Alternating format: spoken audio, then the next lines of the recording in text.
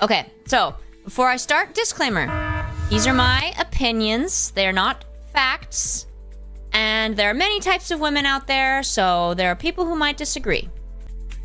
Oh god, Logmania. Yeah, that's a great way to start out. This is Logmania, not my advice, to be clear. When speaking to women, make sure to constantly compare them to your favorite anime waifu. Anime? Why did I say anime? Anime waifu. Okay, so first topic. Here, let's look at, let's find a... Well, I like Anastasia. Let's look at Angel, though. So, first is appearance. You do not have to be super hot or ripped to attract a woman. You don't have to be like a gym bro. You don't have to be, you know, all fancy or anything like that. But your clothes should be stain and odor free. So they shouldn't smell like mildew, like you're not washing your clothes properly. And they shouldn't be covered in stains. That makes it look like you don't have your shit together. Your facial hair should be groomed. Like, if you have facial hair, it should be, like, you know, trimmed evenly. You shouldn't have... And, you should probably trim your neck is a good way to go.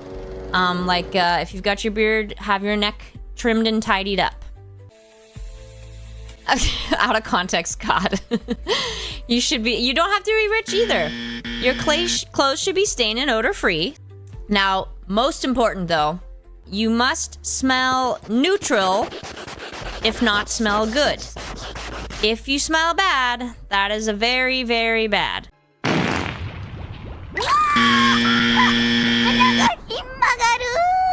No girls want to if you consistently smell bad, like if you work like a physical job and you smell a little sweaty, like, okay, that's fine. Smelling good is a big bonus. If you smell good, it is very attractive to women. Like, it can take you from like, oh, he's fine, and then you like get near and you smell good, and I'm like, oh no, actually he's hot. That doesn't mean you have to like spray yourself all over with something. If you just have like a good smelling deodorant and a good smelling like shampoo and conditioner and body wash. Old Spice body spray makes you smell like power! If you're gonna put on something, use like an actual cologne. Don't spray yourself with like Axe, because if you like reek of it, like you walk, like if you've left the building, but I walk in the building and can smell that you've been there because of your Axe, that's not good either.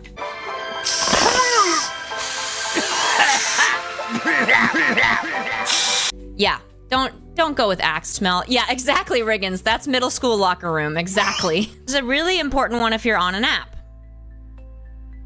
If you start a conversation with a woman or she starts one with you, don't just jump in all of a sudden with random, out of nowhere sexual comments. I saw this one where the girl, like, intro with him, she's like, hey, I got an important question. Smooth or crunchy peanut butter? The guy responds, whichever one I can spread on your booty. What the hell? Marius, you look nice or your hair looks really pretty, that's normal. But if you're like, hey, your hair is so sexy, like, I'd like to rub it all over me, that's really creepy. Don't do that. Yeah, can I smell your hair? Also, make sure to not monopolize the conversation talking about yourself. This goes for either gender. Nobody likes that. So don't spend the whole time talking about yourself and never ask them. Don't start with like, both of my parents missed my birth and I was raised by ocelots. If you're like me and you're autistic and you have a special interest like Star Trek, don't monopolize the conversation with it. Make sure you're keeping it a conversation, and as painful as it is, end it after X time period. Unless they are showing that they want to keep talking about it the whole time, like it turns out they're a fan too, that's one thing. Be yourself, that's very, very important. Be genuine, be yourself, don't fake it. But like the TMI thing, don't necessarily be all yourself all at once. Being funny is a very, very big plus. I don't know what it is, but have you ever noticed that comedians get the hottest wives? Like, what's his name? Pete, is it Davidson? Dated Ariana Grande, and like, he's not, you know, he's a pretty ordinary looking guy. Let's see. Okay, so this is really important. Whether it's before or after the date, do not send explicit pics. That's a penis. What the fuck? And you know what I mean by explicit. Ever. Okay, maybe there's other women, maybe there's women that like it, but I am of the opinion that it is not the same for women to see that part as it is for men to see that part of a woman. Other things about if you get to the first date. Be punctual. Don't be late. You're gonna be late for your date.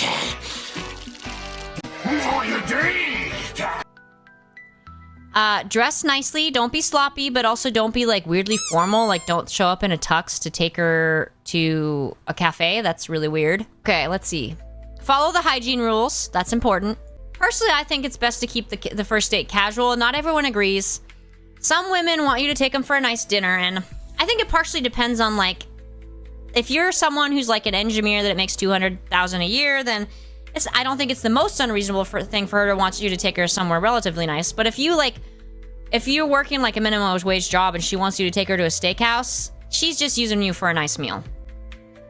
Or she's the kind of woman that like expects you to like pay for her nails, buy her stuff, and all that. If that's cool with you and you want that kind of relationship, fine. I don't think that's what most people want, but I don't know. He's so fancy. You're not interested in him. Only want to do business with you. So don't go outside of your means for the first date. Anyway, I was gonna say, if she brings a friend to sit with you, that means she's just using you to get a meal for her and your friend, and she's gonna try to manipulate you into paying for her and her friend. If she brought a friend, but it's supposed to be like secret and her friend's just like somewhere in the cafe to like protect her or whatever, some women do that. Also, oh my god, can't believe I have to say this, but this apparently has happened to my sister. Don't bring a friend or a family on the date unless it is a planned group outing. So if this is some kind of planned outing with a group of friends, yeah, obviously that's one thing. But if not, my sister said she went on a date with this guy, he picks her up, she gets in the car, and his family's there. He didn't tell her. That's so weird. Then my tip after the date, text that you had a good time, reference something you enjoyed about the date, like loved chatting with you about Joss Whedon, and then leave it there. Don't double text. If no answer, if she doesn't respond, no answer is your answer.